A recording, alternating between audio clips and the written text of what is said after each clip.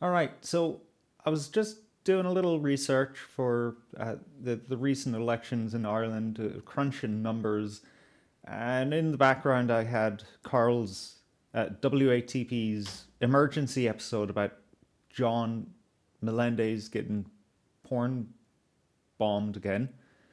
Um, you know, whatever, free content. Very entertaining, very entertaining. Um, and then, oh my god, if I can, I avoid his stuff about steel toe because it's just so petty and tired. You know, Carl, if there's a way into this whole Nick Rekieta meltdown universe, this isn't it, buddy. You're punching down right now, and a lot of the arguments are just weak, just so weak.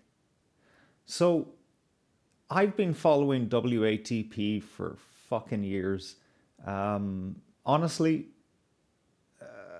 as far as can recall, it was when Anthony Cumia praised them for testing. All right, sorry. I had to make sure that my audio was working. Praised them for their work on Opie Hughes. And then it was maybe a year and a half ago that I got into Steel Toe, and I think maybe it was because WATP were covering it, right? So I'm very much in that universe. However, I quite liked Steel Toe. I would tune in the mornings. Well, you know, for me in Ireland, that's more like 11 a.m.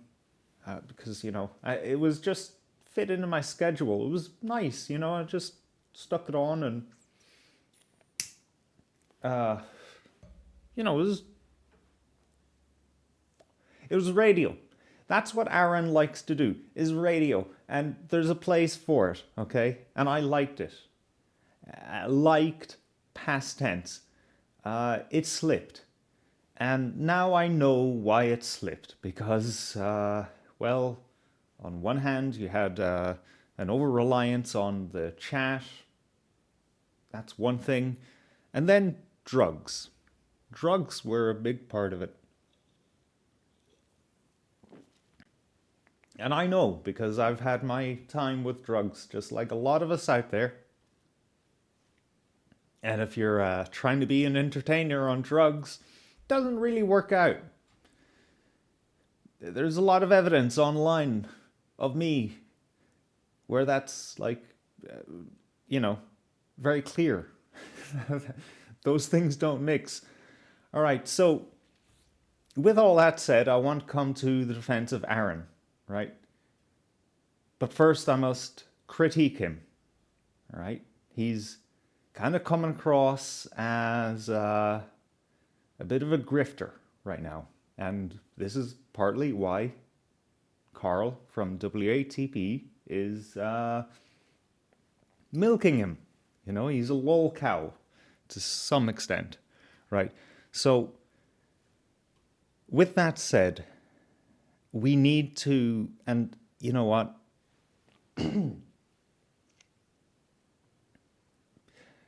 Aaron's aware of me, you know, giving supportive messages and, you know, interaction with his tweets. So it's possible that he's going to hear this. So Aaron, I say this with absolute love and affection. Really, I do.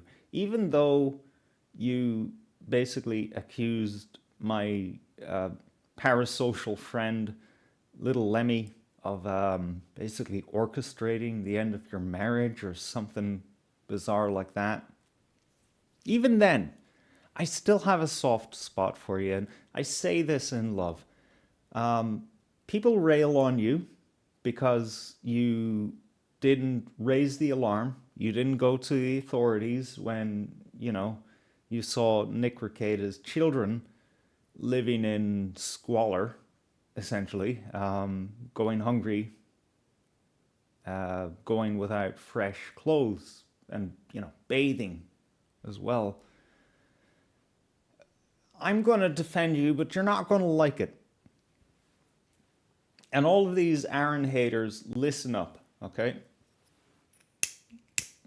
Now I hear stories, the opinion going around in the right-wing arena, which, justifiably juxtaposes this whole Me Too wave recently against Marilyn Manson and those types, where they're saying, "Oh, I was groomed, even though I was in my 20s, totally formed adult." Arguably, until you're like 27 or something, you're not fully formed, but you can't be groomed. That's true. However, an adult can be brainwashed, right? So we need to think about cults. Now, put yourself in Aaron's position. To be fair, he's not doing gangbusters, He's got a few hundred viewers every day. That has to be acknowledged, okay? That's something. That is actually something. Very few people can pull that off. There's potentially hundreds of thousands of people online every day trying to just get that far, get beyond 10 or 20. That's me right now. That's me and my friend Morgan.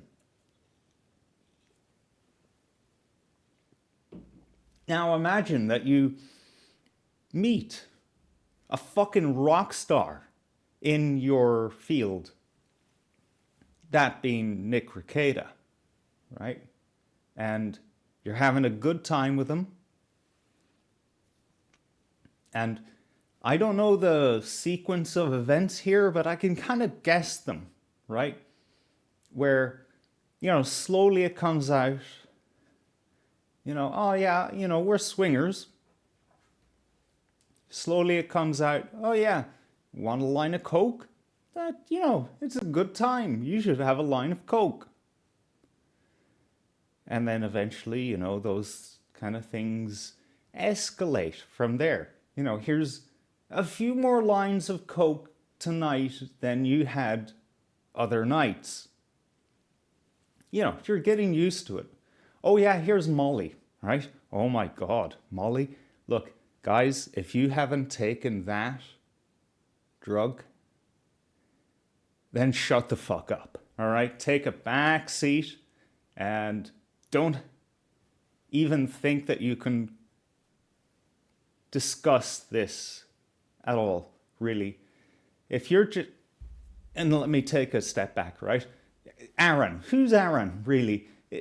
I actually believe that he's just one of these guys who, the extent of his social experience is having a few beers with the guys, watching whatever sports ball that he's into. I don't say sports ball derisively. I do love my rugby. I do love my Women's UEFA World Cup. There's good sports ball out there. But what if whichever one that Aaron's into, right? He likes it with his friends. He likes to have a few beers, get a little toasty, and that's about the extent of it, and then he goes back to work and, he does his radio show. That's Aaron. But, Aaron with a little bit of Coke, Aaron with a little bit of MDMA, okay, that's a different world, right? Think about so many cults out there, right? They love the drugs. It's either the drugs or they put you on some kind of diet, a low carb diet. Well, no, sorry, I misspoke there. A low fat diet, right? Just carbs and shit, starve your body. puts you in a kind of altered state, and it makes you kind of weak, right? And that's what drugs do, okay? So there's always some kind of mind warping element going on there, right? So cult leader Nick Rekieta, right? Now you have to imagine from Aaron's perspective, whatever you're into in life or whatever your career is, right? Just imagine the rock star in that field taking a liking to you and including you. And suddenly, you're sharing tools and you're sharing contacts within that industry. That means something. Excuse me. And another thing is, free drugs, right? You don't have to pay for them. So you're not in charge of how much drugs you do beyond, your sensibilities, A lot of people, especially if they have someone like Nick around who, by all accounts suggests, oh yeah, no, it's all fine. You can do a gram of coke in a night and you'll be fine. That kind of thing. So put yourself in that world where your mind is just bent out of shape. It's just warped beyond fucking comprehension, right? And let's take another aspect of what's going on here, and it's the power of a woman, right? I'm sorry to burst the bubble of a lot of people out there who think that, relationships are completely 50-50, men and women are exactly the same. No, not really. A woman has a disproportionate influence over her man, all right? If a woman goes into the forest that's full of bears, the man is going to follow, all right? He's going to follow and he's going to convince himself that he's not as scared as he actually is, because he needs to be there with his woman. First of all, to protect her. Second of all, well, because, what's a man without his woman? If he just lets his woman just vanish into the forest there, she's not going to be able to bear him children or take care of the ones that he already has. He has to keep his family together, especially in Aaron's case, because he already has a family. And we've heard that one before, I think a lot of us, where Aaron's children ask April, will you be, well, one of them asks, will you be our forever mommy? All right? So, just factor these things into Aaron's head. Into your head, pretending that you're Aaron.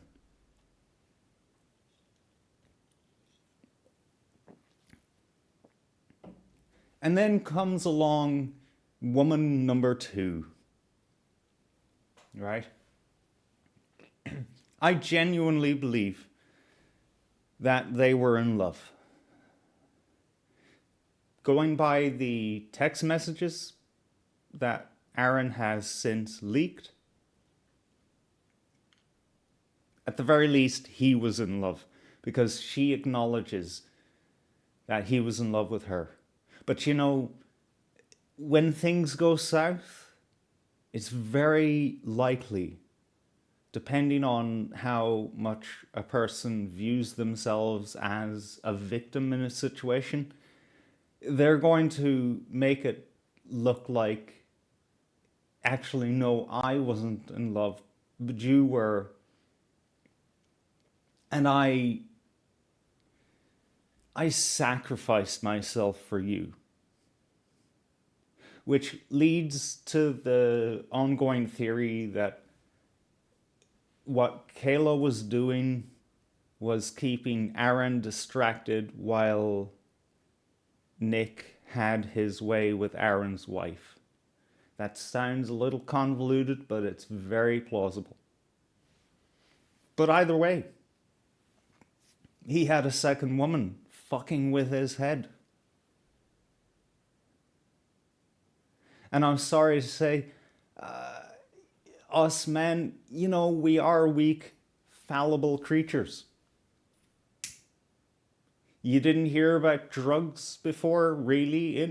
They were just an idea. You knew that people got into them. And you had a general idea of that they fucking felt nice. But, then you experience them for the first time yourself and you're like, wow, man.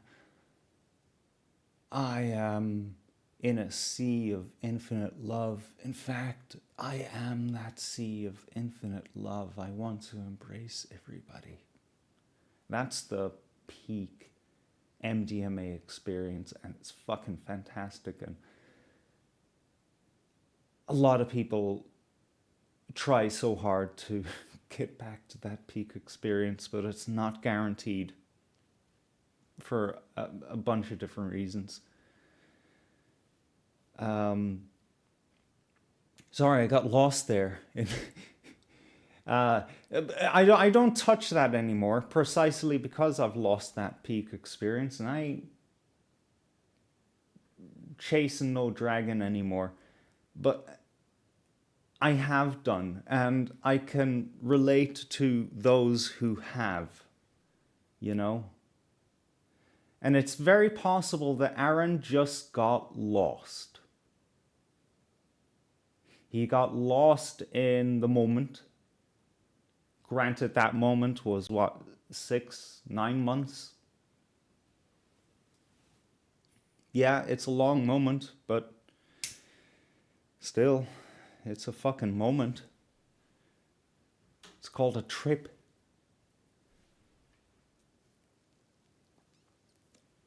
The trip isn't just the 9 hours that you spend in one go under the influence of a drug. No, a trip can last a whole life, my friend.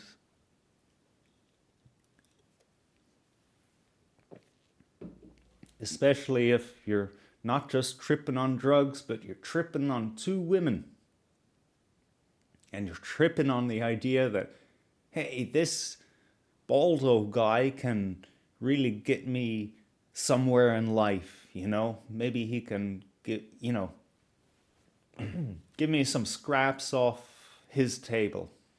Because a scrap off of Nick Rekieta's table is going from, what is it that Steel Toe have? Like 300, 500, something like that. Up from there to 1,000 live viewers every day. Tripping a lot of stuff there. And you gotta be fucking patient with a guy like that. I know that Kino Casino had him on, and according to Worski, the last time he addressed the issue, they were just playing nice to get the full story out of him. Okay, a bit cynical, but that's Kino Casino. Fucking brilliant fucking show, by the way. Kino Casino clips all the fucking way.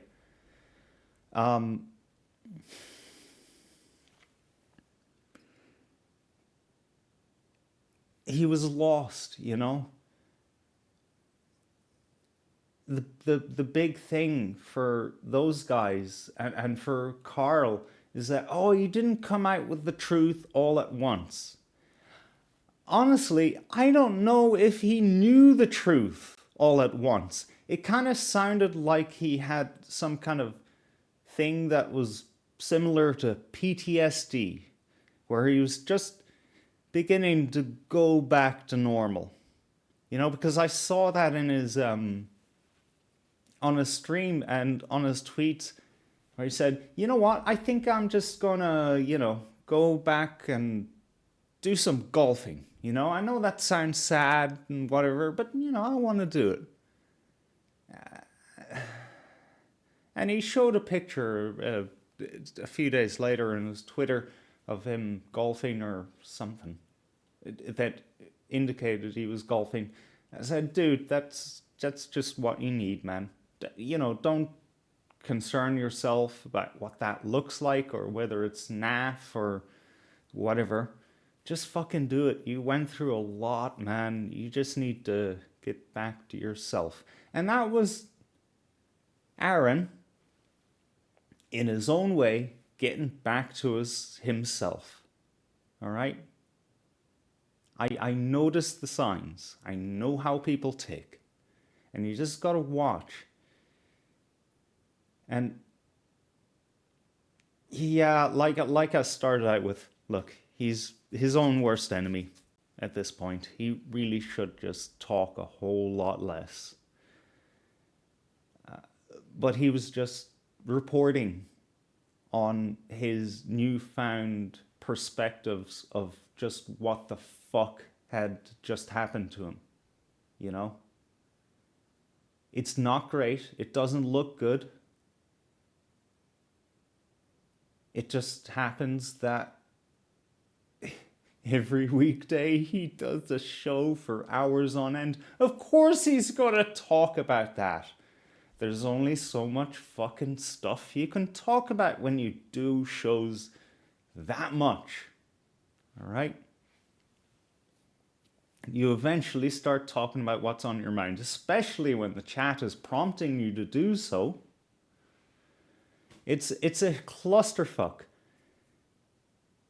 And I know that he's stepped wrong and he's gonna step wrong even further, but all I'm saying, folks, all I'm asking you to do is be a little more forgiving of my boy Aaron, all right? He's not that bad. He's not that bad at all. He just might not be everyone's cup of tea. And this is why I can't fucking click on a clip from WATP talking about Aaron, because it's just whiny and fucking, it's just gay. Let me see if I can find a score and do some drugs. Yeah, that sounds cool. All right, it's just, let me pick all of these fucking endless holes in what you're saying, right? It's gay. I'm sorry, I said it. And then after all that happens, I go on and go, this motherfucker needs help. They got drugs, blah, blah, blah, blah, blah. Here's what I saw when I was there. Here's what I did when I was there. Here's the fucked up shit that I was a part of. Yeah. So that's what I'm talking about. That specifically. You finally got there. You took the scenic route, but you finally got there. Yes. You totally didn't help, but I don't think it would have. You might have sped things up at most. You might have sped things up at most. No, you definitely did. You're the specific reason why there was a search warrant. It's documented in a thing called a search warrant. Specific reason, no. Contributing reason, yes. Carl, come on, man. His videos were used as evidence to support a search warrant, as opposed to a number of mandatory and voluntary reporters who approached the authorities. They had more than enough before I... Fucking Johnny Crutches. He's like doing the Kevin Brennan thing and the Sunnery John thing, where he's just like, my only co-hosts I can have on here are dummies who just have to make me look good. It's like, all right, well, Johnny Crutches, there you go. I opened my app. They had more than... All right, so I look, I'm going to get into a rabbit hole, and I swear to God, I'm going to cut it here, but I just have to say one thing. These guys are friends, man. This is what I am not hot about on, WATP or Kino Casino, that kind of drama commentary channel style, where, look, you don't know the past, You don't know the foundation of what you're looking at, so you're just gonna make these fucking disparaging fucking comments about people based on like just something you're fucking thinking of. Oh, Aaron's like fucking Howard Stern bringing on a whack packer. That's rubbish, man. Johnny Crutches, despite his name, is not a whack packer. He's a friend of Aaron's and a person who has his own thing going on. Look, I tried to find. It's just while I was listening, I just heard Carl in his kind of effeminate mode, which, you know, he rarely is in, right? But he went there a while in his emergency episode where he's, yeah, but this though. Okay, I'm sorry, I made a really derogatory gay man's voice. But then no, that's not. No, that's an effeminate man's voice. Right? Just nitpicking things apart. In other words, it's like arguing with a woman. All right? There, I fucking said it. I fucking said it. And I'm not going to take it back.